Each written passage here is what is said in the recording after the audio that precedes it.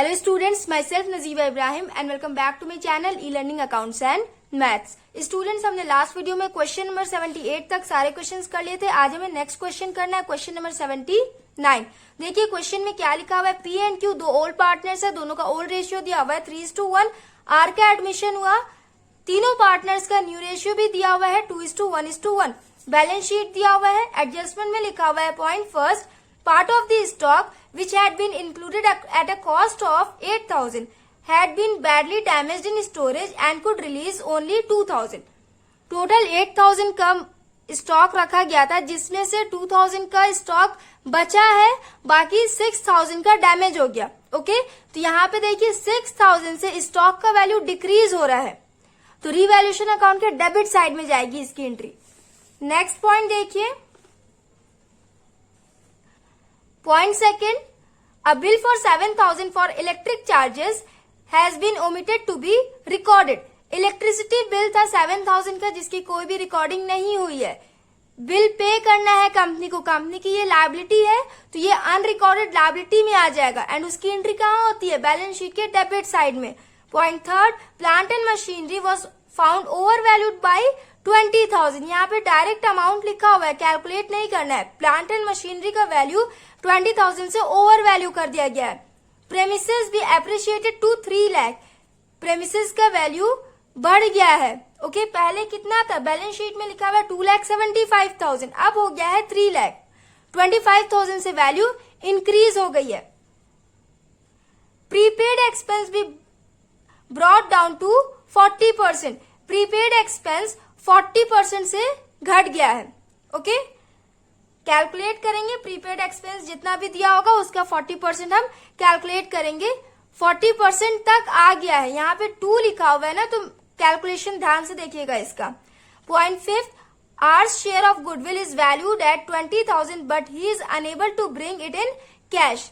Are का share of goodwill कितना बन रहा है 20,000, बट वो कैश में लेके नहीं आया, तो इसकी journal entry premium for goodwill नहीं बनेगी, करेंट टू कैपिटल बनेगा। Okay, R's current account to sacrificing partner capital account. जब कोई भी पार्टनर गुडविल लेके नहीं आता है तो उसकी एंट्री यही बनती है ना।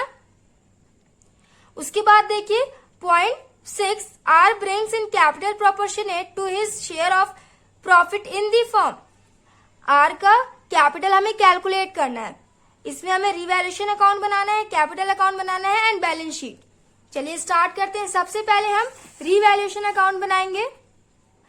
फर्स्ट पॉइंट मैंने आपको बताया था ना, स्टॉक टोटल 8,000 का स्टॉक रखा गया था जिसमें से 2,000 का स्टॉक बचा है, बाकी 6,000 का डैमेज हो गया, तो 6,000 से स्टॉक की वैल्यू डिक्रीज हो गई। एंट्री हो जाएगी इस साइड टू स्टॉक 6,000। उसके बाद next point, a bill for 7,000 for electric charges has been omitted to be recorded. Unrecorded liability है ये, यहां लिखेंगे टू इलेक्ट्रिक बिल।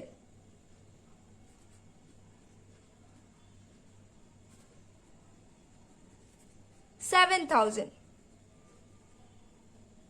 उसके बाद प्लांट एंड मशीनरी 20,000 से ओवर वैल्यू कर दिया गया है तो हम घटा के लिखेंगे, डेबिट साइड में लिखेंगे टू प्लांट एंड मशीनरी।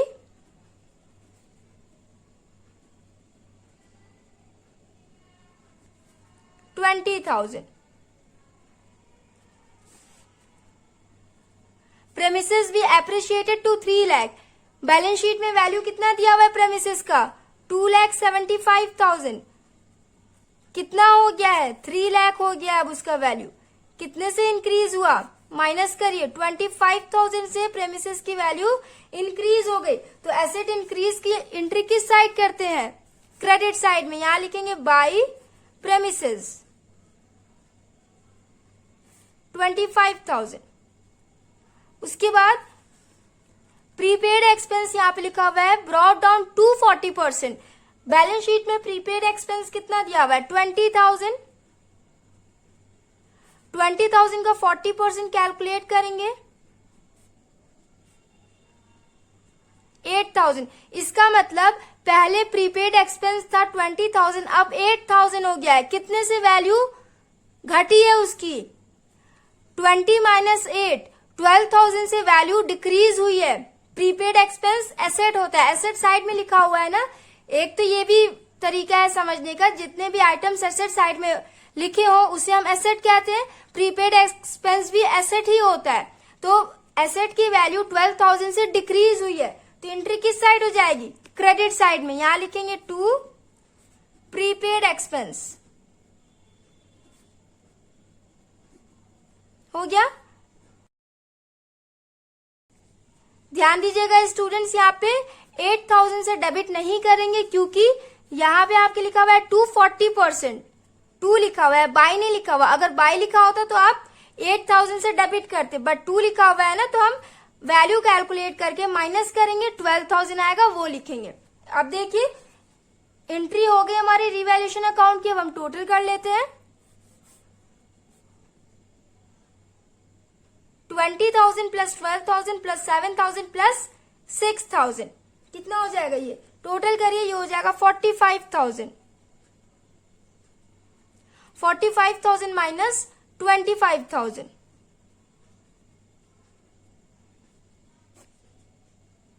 ये हो जाएगा 20,000।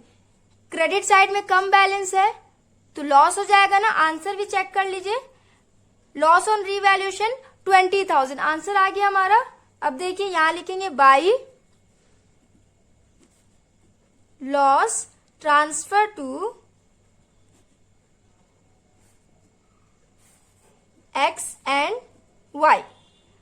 20,000 को इनके ओल्ड रेशियो में डिवाइड करेंगे 3:1 में। 20,000 इंटू 3/4 एंड 20,000 इंटू 1/4। ये सॉल्व करिए, ये हो जाएगा x में हो जाएगा 15,000 एंड y में हो जाएगा 5,000। टोटल हो जाएगा 20,000। 45,000 एंड 45,000। रिवैल्यूएशन अकाउंट हमने बना लिया। अब हम पार्टनर्स कैपिटल अकाउंट बनाएंगे। तो पार्टनर्स कैपिटल अकाउंट में सबसे पहले हम ओपनिंग बैलेंस लिखेंगे। बैलेंस शीट में आपके ओपनिंग बैलेंस कितना दिया हुआ है? बुक में आप लोग देखिए ओपनिंग बैलेंस दिया हुआ है 3,50,000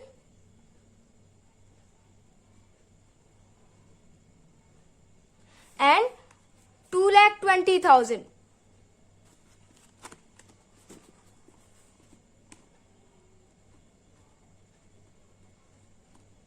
उसके बाद रिवैल्यूएशन का जो लॉस आया है इसे भी ट्रांसफर करेंगे डेबिट साइड में to loss on revaluation account. 15,000 and 5,000। Students ध्यान दीजिएगा, आप लोग के बैलेंस शीट में प्रॉफिट एंड लॉस अकाउंट भी लिखा हुआ है लायबिलिटी साइड में। देखिए यहां लायबिलिटी साइड में लिखा हुआ है प्रॉफिट एंड लॉस अकाउंट 60,000। तो जब लायबिलिटी साइड होता है ना तो इसे क्रेडिट बैलेंस कहते हैं एंड क्रेडिट बैलेंस पार्टनर्स के लिए प्रॉफिट होता है। तो ये 60,000 ओल्ड पार्टनर्स को उनके ओल्ड रेशियो में डिवाइड करेंगे।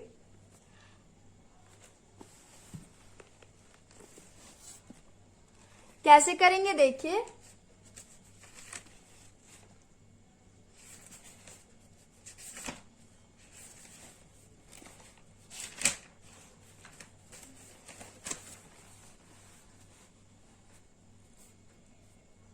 $60,000 इंटू ओल्ड रेशियो कितना हुआ है, कितना दिया हुआ है 3:1, 3/4 ये हो जाएगा x का एंड 60,000 इंटू 1/4 ये हो जाएगा y का।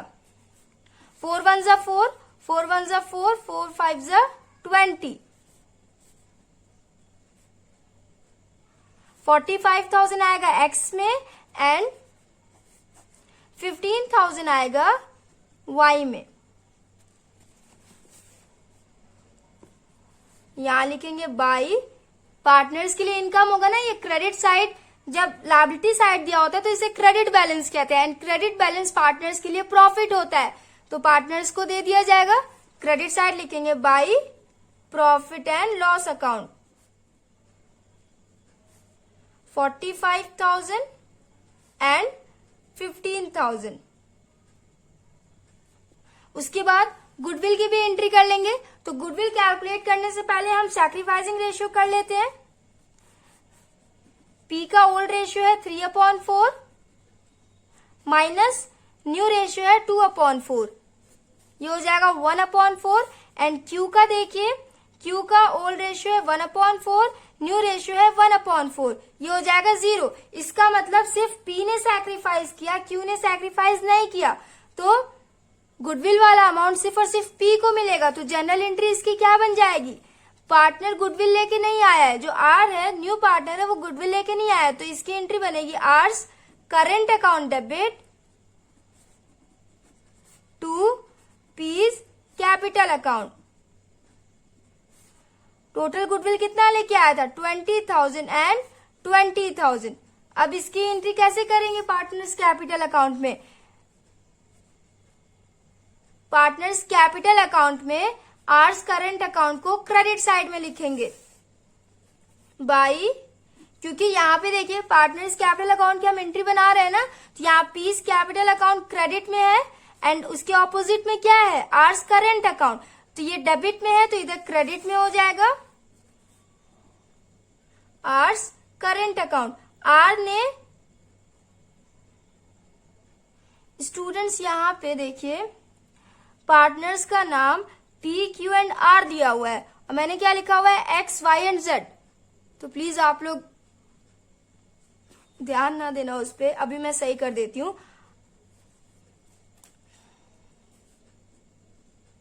P Q and R, P Q and are.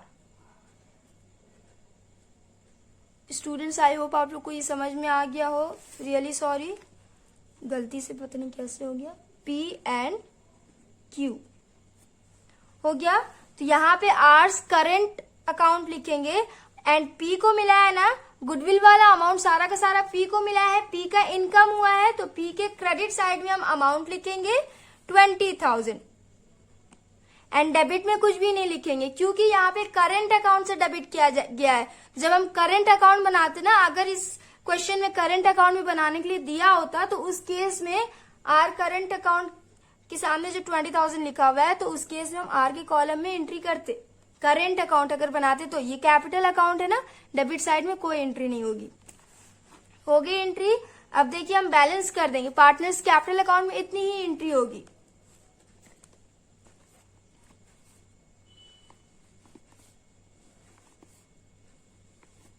$3,50,000 plus 45,000 plus 20,000, ये हो जाएगा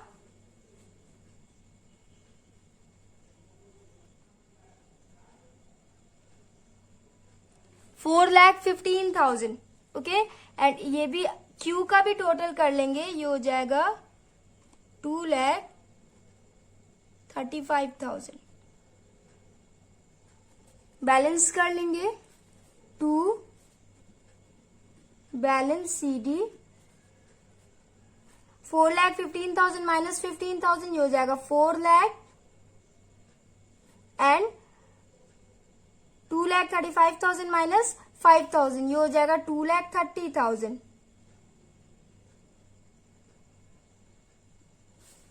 आप लोग आंसर मैच कर लेना, आंसर आ गया है आप लोग का।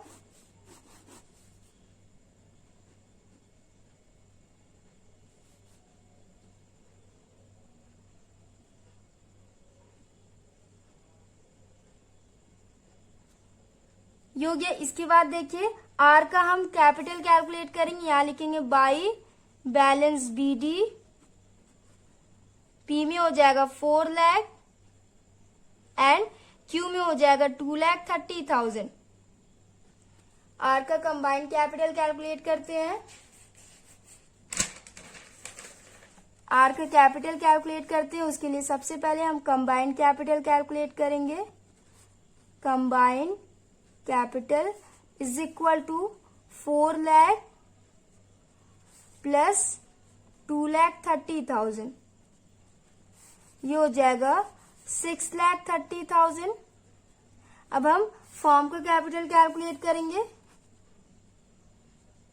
Firms capital is equal to 6,30,000 into जो न्यू पार्टनर है आर, उसका शेयर ऑफ प्रॉफिट कितना है 1/4। 1/4 का हम रिमेनिंग प्रॉफिट कैलकुलेट करेंगे, ये आ जाएगा 3/4। इसे हम रिवर्स कर देंगे तो ये हो जाएगा 4/3। तो 6,30,000 इंटू 4/3, 3 1 जा 3, 3 2 जा 6, 3 1 जा 3,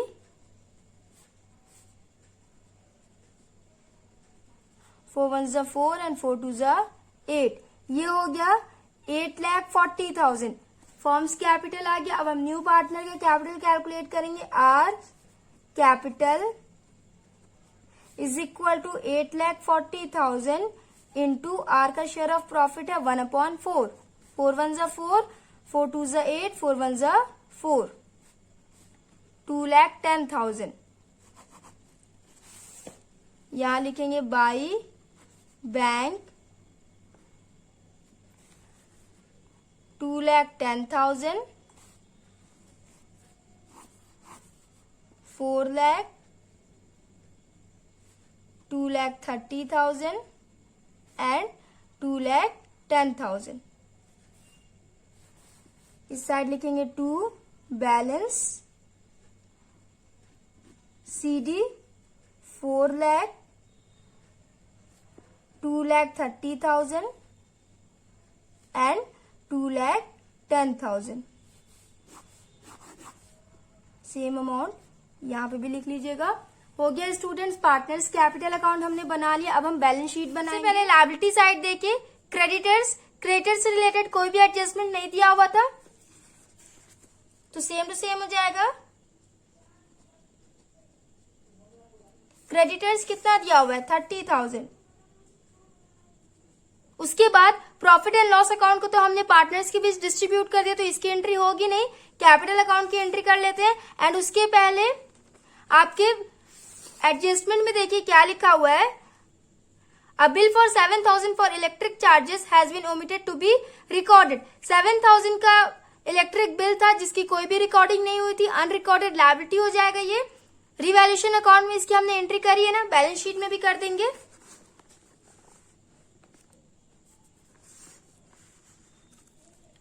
यहां लिखेंगे इलेक्ट्रिक बिल 7,000। उसके बाद पार्टनर्स का कैपिटल लिख लेंगे हम,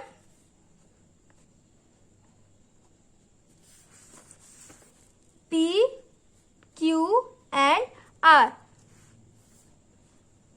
P का कैपिटल हमने कैलकुलेट किया, ये आया है 4 लाख। Q का भी हमने कैलकुलेट किया, ये हो गया 2,30,000 एंड R का आया था 2,10,000। टोटल कर लेंगे,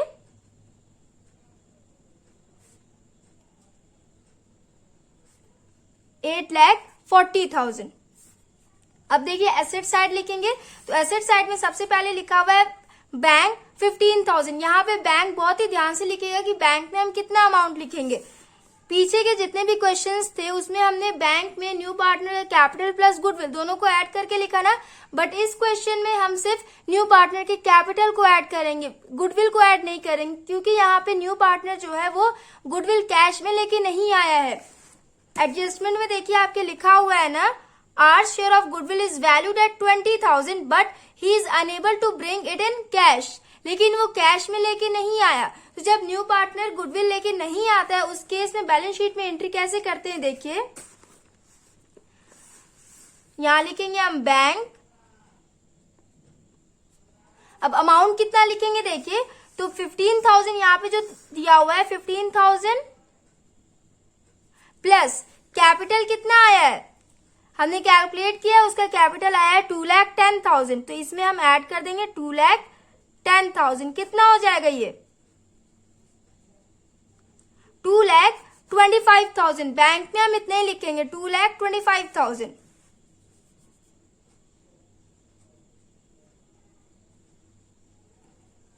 हो गया। अब देखिए गुडविल वाली एंट्री कैसे करेंगे, तो गुडविल को जब न्यू पार्टनर गुडविल कैश में लेके नहीं आता है तो उसकी एंट्री क्या बनती है, new partner's current account debit to sacrificing partner, ये बनती है ना एंट्री।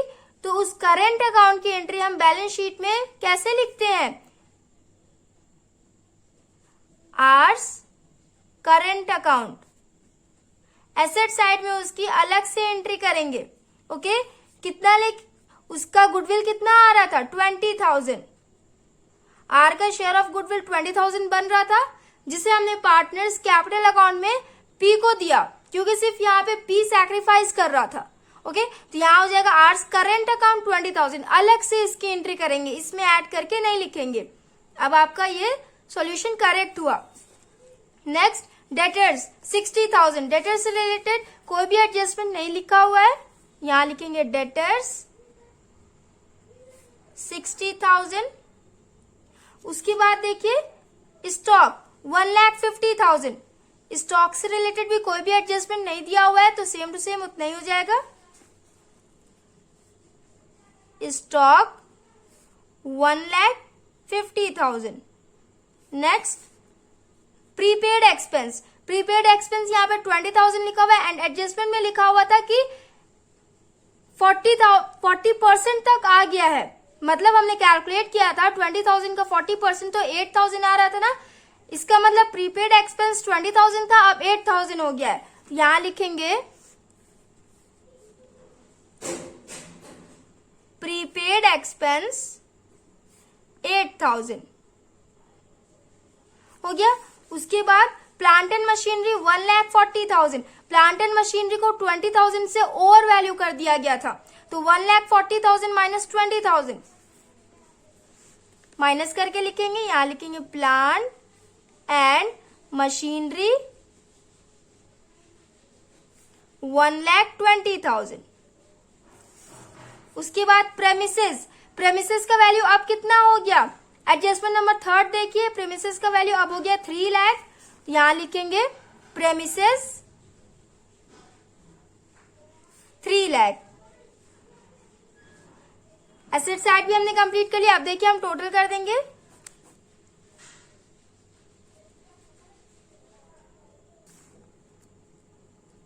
स्टूडेंट्स, स्टॉक से रिलेटेड एक एडजस्टमेंट था ना, यहाँ पे लिखा हुआ था टोटल 8,000 का स्टॉक रखा गया था, जिसमें से सिर्फ 2,000 का स्टॉक बचा रह गया, बाकी 6,000 का डैमेज हो गया।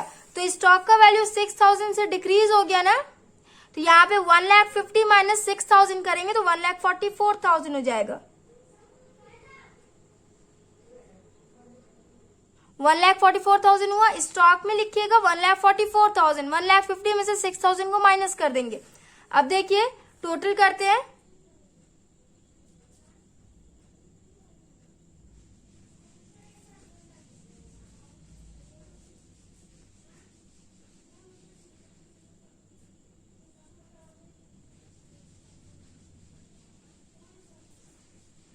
ये हो गया 8,77,000। लायबिलिटी साइड देखिए,